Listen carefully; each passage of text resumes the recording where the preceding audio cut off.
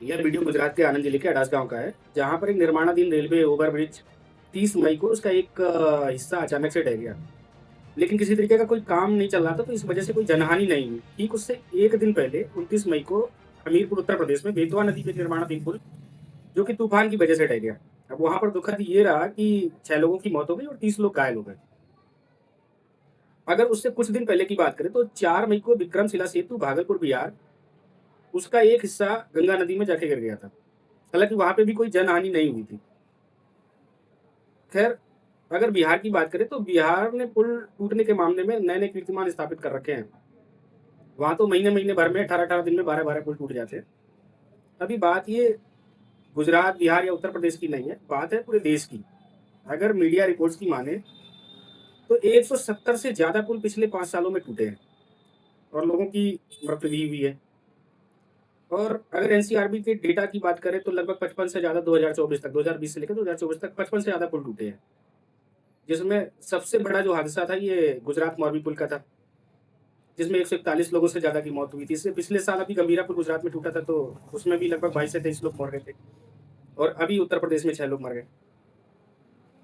तो जब भी कोई इस तरीके का हादसा होता है तो एक कॉमन पैटर्न होता है स्टेट गवर्नमेंट या सेंट्रल गवर्नमेंट का कि वो आके सबसे पहले तो शोक संवेदनाएं व्यक्त कर देते हैं मृतक परिवारों के लिए। दूसरी चीज ये है कि मृतक परिवारों के लिए मुआवजे की घोषणा हो जाती है। तीसरा नंबर ये कि एनडीआरएफ, एसडीआरएफ बचाव कार्य करते हैं पुलिस डिपार्टमेंट के साथ में मिलकर। चौथा नंबर ये कि घायलों के इलाज की व्यवस्था भी गवर्नमेंट कर देती है। फिर क्या होता है, फिर एक स्पेशल टीम बनती है, जो वो टीम क्या करती है, वो टीम जांच करती है कि कल्प्रिट कौन है और किसकी वजह से ये हादसा हुआ है। तो कई बार तो ठेकेदार पे, कॉन्ट्रैक्टर पे, इंजीनियर पे एफआईआर हो जाती है और कई बार किसी छोटे अधिकारी का सस्पेंशन या फिर ट्रांसफर हो जाता है उनकी जवाबदेही तय करने के लिए। और इसके बाद में 2 से 3 महीने बाद एक फाइनल रिपोर्ट सबमिट होती है और उस फाइनल रिपोर्ट में क्या होता है, उस फाइनल रिपोर्ट में वही कि मेंटेनेंस की खराबी की वजह से हादसा हो गया, या फिर स्ट्रक्चरल डिजाइन उसका सही नहीं था, डिजाइन की वजह से हो गया, या फिर क्वालिटी वर्क नहीं था, जो रॉ मटेरियल था उसकी गुणवत्ता में कमी थी, ओवरलोडिंग की वजह से, या कोई नेचुरल डिजास्टर हो गया जैसे कि तूफान, बारिश, इस तरीके का। तो ये जो पैटर्न है बिल्कुल कॉमन है और यही रिपोर्ट आती है।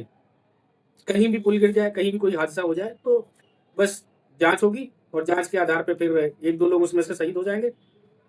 शहीद इन द सेंस की ट्रांसफर हो जाएगा, किसी का कोई एफआईआर हो जाएगी और बात खत्म हो जाएगी।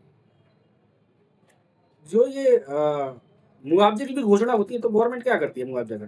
कंपनी पे ही पेनल्टी लगा देती है, कंपनी पे 10 करोड़ की पेनल्टी लगाएगी, आपको करोड़ 2 करोड़ में मुआवजा देके भी फुर्सत हो जाती है, तो गवर्नमेंट को उसमें भी कोई लॉस नहीं है।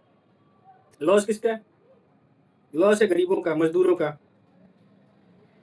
अभी एक वीडियो वायरल हो रहा है जिसमें गंगा एक्सप्रेस वे का भी इनॉग्रेशन हुआ था और उसकी सड़क अभी टूट गई है।